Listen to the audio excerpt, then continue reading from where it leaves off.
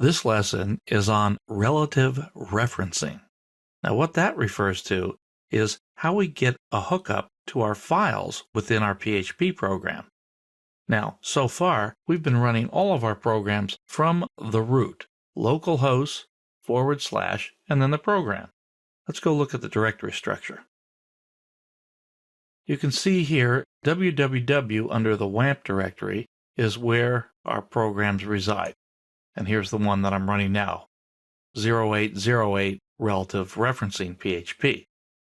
Now, suppose I decide that I don't really want to run the program off the root, I'd rather run it under a subdirectory.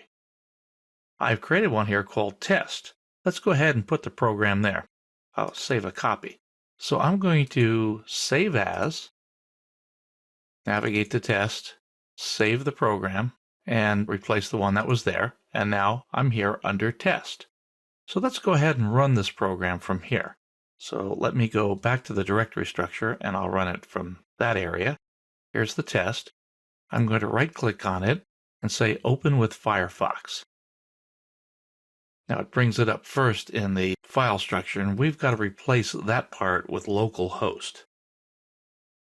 So this gets us to the program. This will run the program that we just put into test. I'm going to hit the Enter key to run it. And that still doesn't look quite like what we want to see. So we have to go back to the code now and see how we can get things pointed to the right direction, to the right files, so we get our logo and we get the pictures of the realtors. Go back to the code. Now, let's start out at the top here. We have cascading style sheets, CSS. Well, before, when we were running under the root, there was a CSS directory right below the directory where we were running our program. But now, we're running at the same level as CSS. Our test directory is under the www, just as the CSS is. So if I want to get to it, I have to tell the href here to move up a directory before going down to CSS. And the way that's done is with 2 dots and a /. These 2 dots say go up 1 level in the directory structure from where you are right now. Right now, we're in the test directory under www.